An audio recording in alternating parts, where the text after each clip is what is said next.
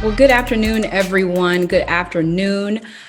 Just in case you have just logged in, as many of you all have, we want to first welcome you to our Racial Equity Office's panel of Black professionals here in Dallas ISD. And I'm your moderator for today. My name is Robin Harris. And for those of you who may not know, we have a Spanish interpretation available. So if you're logged in, teachers, students, you can click the little world button at the bottom of the screen where it says interpretation, and make sure that you log in there to check out what we have there for you all. So welcome to this discussion. You know, we're monitoring the chat currently, and we'd love to see from who all is out there. We've had a number of responses last week, and we'd love to see who's logged in as we begin. It's going to be a quick 30 minutes, so we're going to dive right in. Hello, everyone. Hello. If you have any questions, please feel free to, throughout this discussion, to make sure that you place them in the chat, and we will absolutely get to them. But while we want to maximize everyone's time, since it's the lunch hour, we'd love to quickly introduce our panelists. Very successful panelists that we have joining us today. And we'll first start with Mr. Larry Lundy, president of Lundy Marketing Group, and he's here to join us today. Would you say hello, Mr. Lundy? Hey, how's everybody? Awesome. Next up, we have Miss Shabazz Brown, and she quickly is the Multicultural Center Coordinator of Black Identity Initiative at the University of North Texas. Can you say hello to us, Miss Shabazz Brown? Hi, everyone. I'm excited to be here today. Absolutely. Next up on our panel for today is Mr. Brianne Dennis, Jr., Vice President of Community Outreach for the Frisco Rough Riders. Hello. Hey, good afternoon, everyone. Hello. Additionally, we have Miss Dalila Thomas, freelance writer and publicist of Starving on a Budget. How are you doing this afternoon? I'm good. Hi, everyone. Awesome. And last up to the panel, we'd like to welcome Mr. Daniel Clark, Vice President of Emerging Talent Program Manager for Jpmorgan Chase. Hello, sir. How are you? I'm well. Happy to be here. Great. Well, we've got many folk listening. The numbers are rising. We have, I just see our second graders over at NW Harley are listening. So if you all kind of wave at everybody, I see Mr. Elsie Barnett. Lots of other folk chimed into the conversation. I'd first up like to start with Mr. Lundy. I'd love to connect and see if you can share a little bit about where you're from, some of your experience, and what successes you have been able to accomplish at your time as a marketing professional, and what that looks like to our students. That's a lot, Miss Harris. But this is where I'm from. No, I'm from Cleveland, Ohio. Grew up here in Hamilton Park in Dallas, so I'm really a Dallasite, raised here. And I think really just growing up here in Dallas, getting to know the business and getting to know the opportunities, that there was a lot of successful people doing it, but there were a lot of people not doing it in the business of sports. And so I know there's been a lot of athletes, but everybody's not going to be LeBron, Dak, or, Zeke. So I tore up my knee in high school playing football, and so I had to think of some other things. So that's how I started getting on the road to that. They were finding out there was a business of sports. You could actually have a job in sports, in the business side of sports. Great. And I think you bring home a great point about not everybody can be the LeBron or the MJ. That's who I think is the GOAT of basketball, which is debatable. So delve into that a little bit more, because you hear a lot of folk who are in a setting like Dallas ISD who want to get out and make it, right? But there is a business to everything. Could you talk a little bit more about the importance of looking beyond just what people can see right in front of them? Yeah, sure. I think if I was in second or third grade now, I know if they're reading books, they probably think about, I don't know what author talks about, the best of times, this is the worst of times. Well, you don't have to wait till you're 40 or 50 years old anymore to get into the business. If you spend as much time on your TikTok as you do in your books, on your English and your math, and get the foundations, you can do anything you want. If you want to be a sports reporter, you can start reporting on the Mavericks right now. You don't have to wait until you're there. You have social media at your disposal. And so I would say be great where you are right now in school, make the best grades you can, because your teachers are going to be your reference. So be nice to your teachers, because they're going to tell the other teachers, and they're going to tell those folks who are getting towards references for jobs. When those opportunities come up, they're going to ask, well, what was Johnny like? What was Cindy like? You know, so be best when you can in the classroom right now, and then start researching what you want to do and what you enjoy, what makes you happy, what are you passionate about. So your work will be your play, and your play will be your work, and you never have to work a day in your life.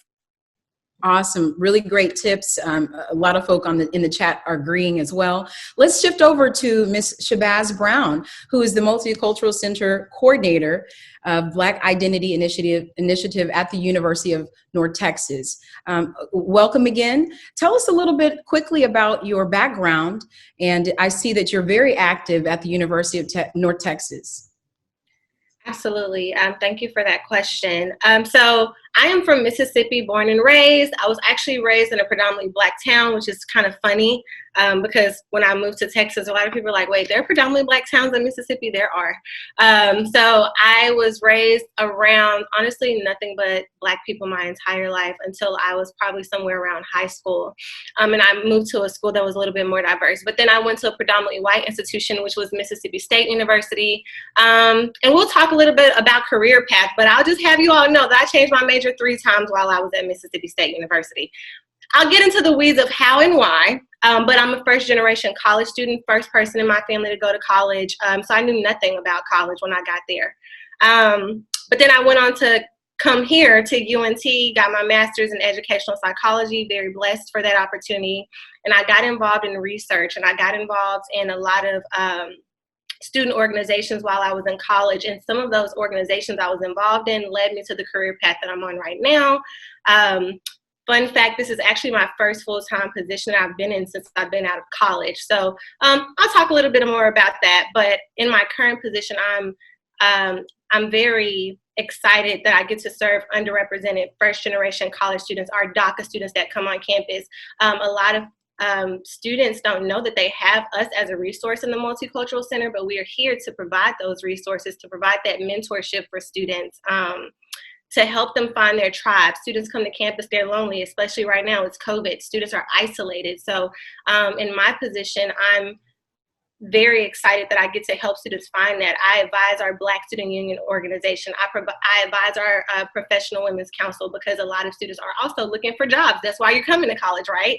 So I'm advising our Professional Women's Council, which is an organization of college students that are mostly women of color, helping them build their professional skills, etiquette, etc. So that's just kind of all the things I do in a nutshell, but I'll kind of delve into a little bit more as you expand in the questions about kind of how I got to where I am.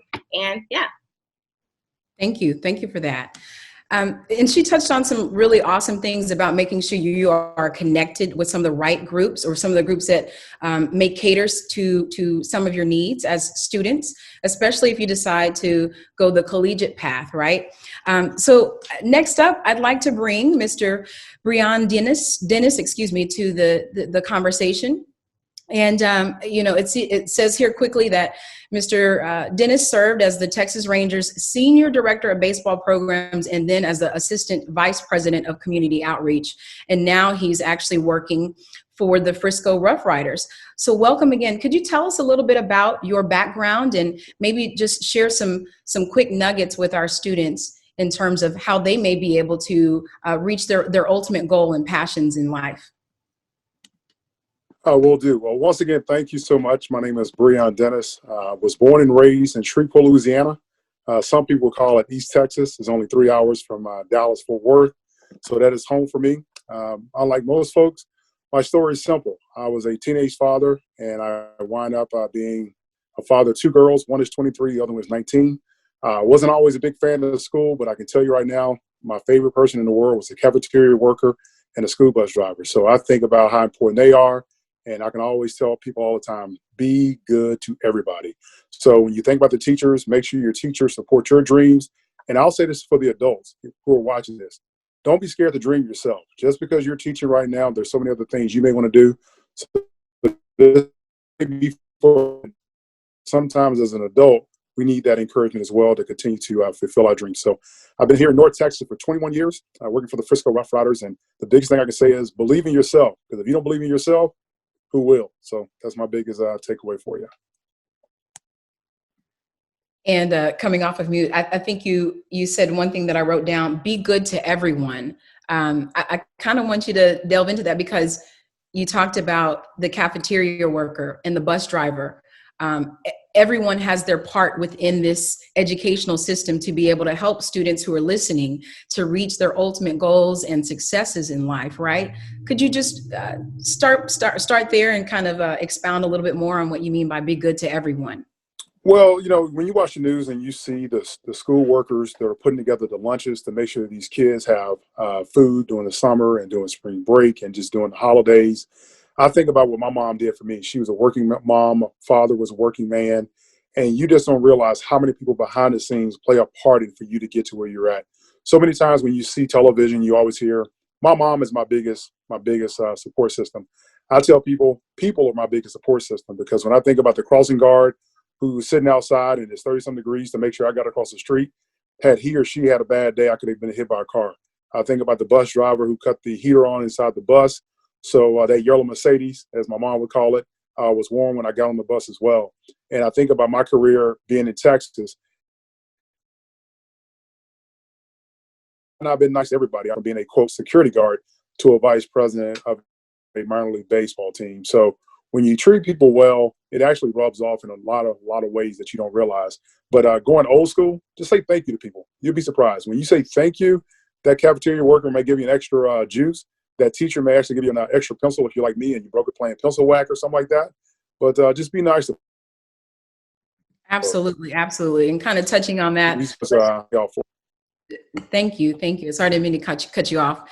And just kind of touching on that, for those students who are listening and watching, we'd love to get comments that are on topic with the conversation, and love to chime in, because you all have folk who are dedicated to making sure that you all are successful in life. So let's ask questions that are on topic to the conversation. And moving right along, I'd like to bring to the conversation Miss Dalila Thomas. And she's got a pretty unique job and pretty interesting. So I'd love for her to tell us number one, what is a freelance writer and what's a publicist? Because I don't know that everybody has that lens of perspective to pull from. Would you share what that's like for you and some of your experiences? Absolutely. Well, a freelance writer is someone who writes for different publications. So you're not restricted to one particular publication or magazine or blog. So I do some writing in food and culture is what I mainly write about. So Dallas Morning News, D Magazine, Visit Dallas, they have a blog, and I've done some national things as well. As far as the Publicist element of it, it actually stemmed from me being in television a few years ago. I noticed as a person who really wanted to write a lot about and share Black stories, that there weren't any Black people being brought to me, Black businesses, nor Black publicists. Very rarely did I come across that. So once we actually got laid off in 2018 from the station, I had a little time to think about what I wanted my next step to be. And I thought back on that scenario and started kind of using my connections to reach out to these Black businesses to see if they wanted some representation. And I was already writing, so I kept doing that as well. So that's how I'm kind of doing both now.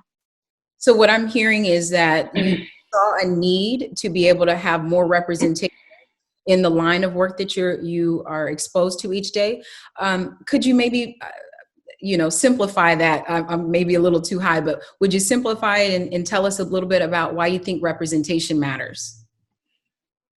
For so many reasons. Representation for the people, the children that we're talking to be able to see these businesses have a platform on television. Representation for businesses to know that they can go on these stations or can get stories written about them. Also having a liaison between the public and the businesses that can speak the language and represent that business effectively and in the best way possible. I think that's highly important as well. So many different kind of layers involved, but definitely a necessity, still a necessity when I'm out and seeing other publicists and writers as well. I think over the year, a lot of things were brought to light with, everything that's been going on. So looking to keep just the message going and the representation going as we progress. Thank you. There are some questions that I have, but before I get to that, I do want to pivot to Mr. Daniel Clark. And for the students who are listening for an opportunity maybe in the financial world, let's talk to Mr. Daniel Clark because, folk are about getting the bag, as they say. At least that's what I heard. That's what I heard. And so tell us about what that looks like, Mr. Clark, as you are an influencer, right, at Jpmorgan Chase. Welcome to the discussion. Thank you. And, what I'll just first say, right, is, everyone has unique talents to bring to the table, right? And I think sometimes we focus on like one particular skill set and we say, if we can't do this, then we can't move into a particular sector. And that's not true, right? Someone once told me that, focus on the things that you can do, right? Not the things that you cannot do, right? So for example, I have been, in the financial services industry for quite some time. And in my role now, I work in our human resources talent division. And I have the great privilege of running the largest emerging talent program at Jpmorgan Chase. And, I didn't grow up in HR, right? But the skills that I brought to the table was my ability to collaborate, my desire to problem solve, and my passion to help people, right? So when you take that out, then it opens up the possibilities of what you can do, right? So for people that want to get into financial services, I would also challenge them to think about, I would also challenge them to think about, what are the things that they really enjoy, right? And then how can they bring that, to the industry? Let me ask you this. You said, you weren't someone who was in human resources, but yet here you are identifying talent from, I'm sure, across the world.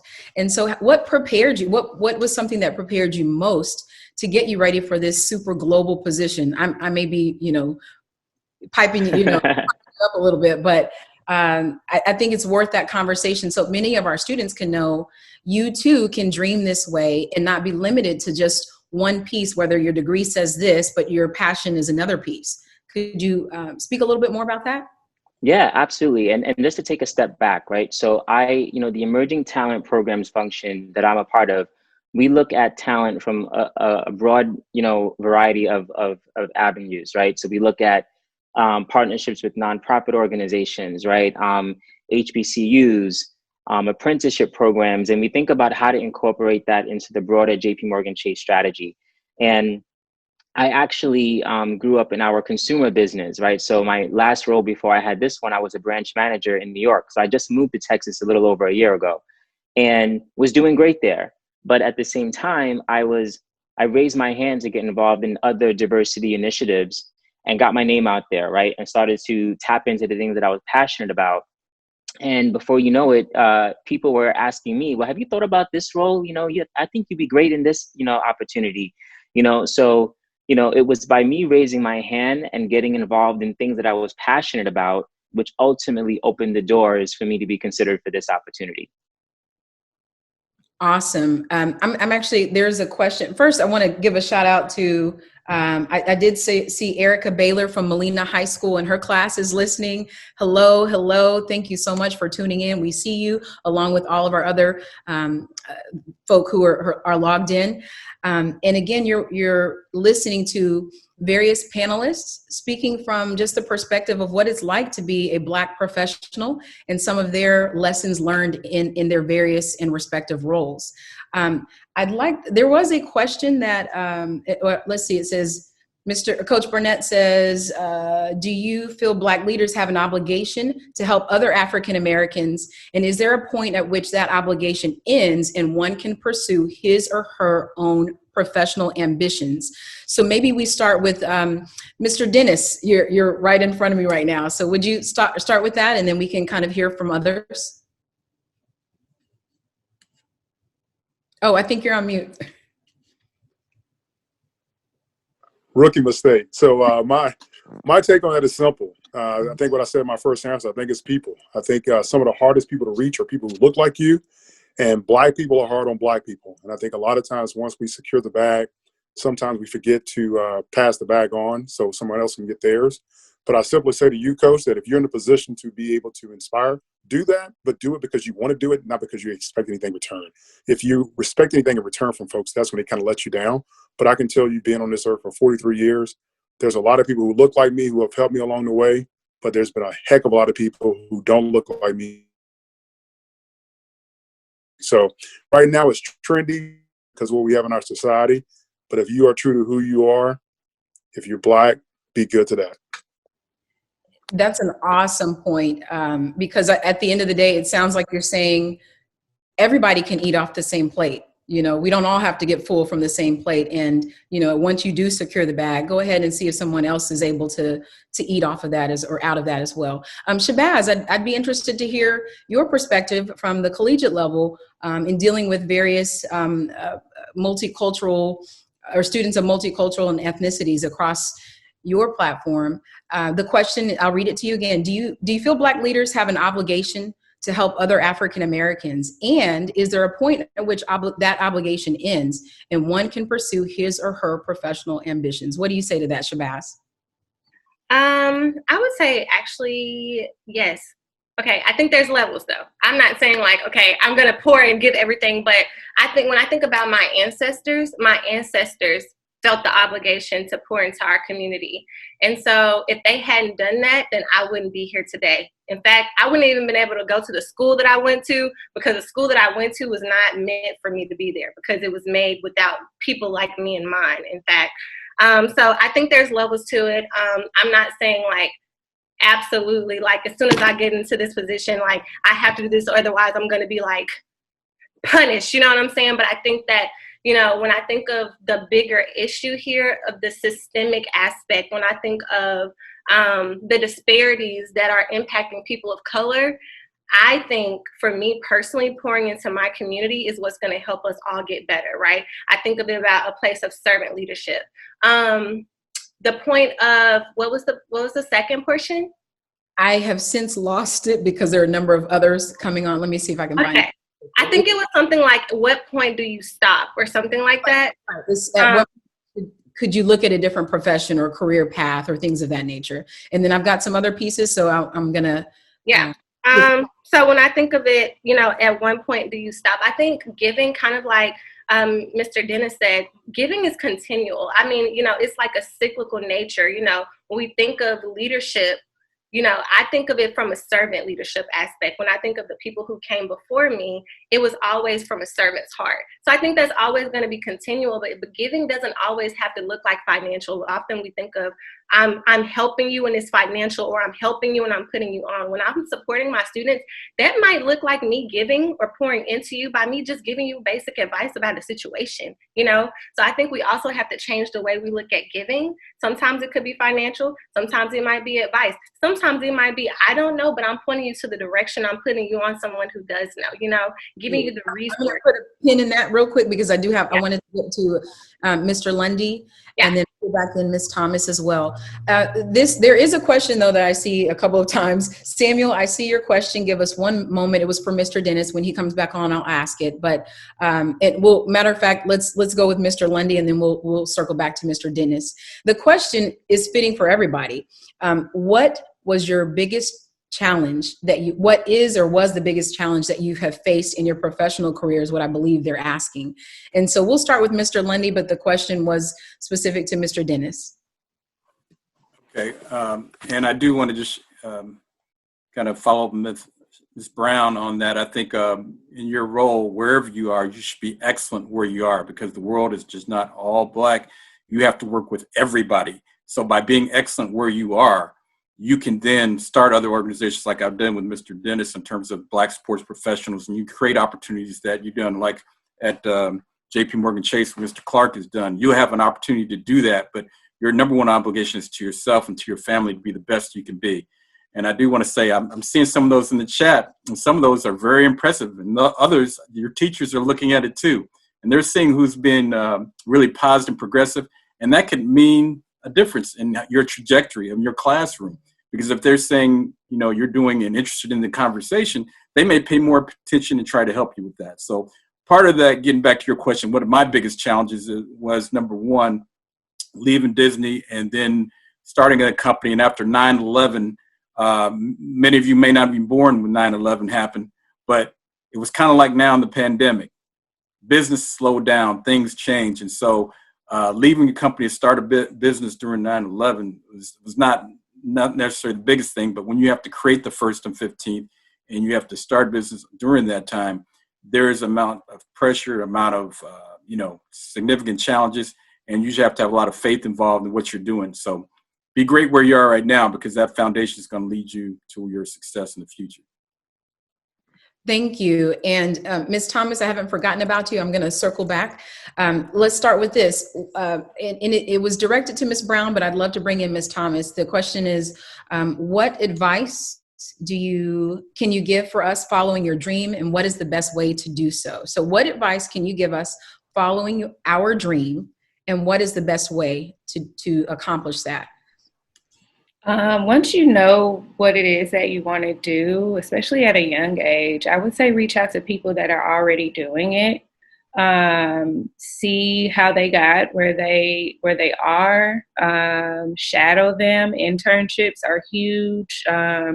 In college, I was a little late to the game with that, and I was interning my senior year, as opposed to trying to get some things going when I was a freshman and sophomore. So that's really huge. That way, at least during that time, you can see if it's even something that you want to do. You're in the workplace with the people in the dream that you have.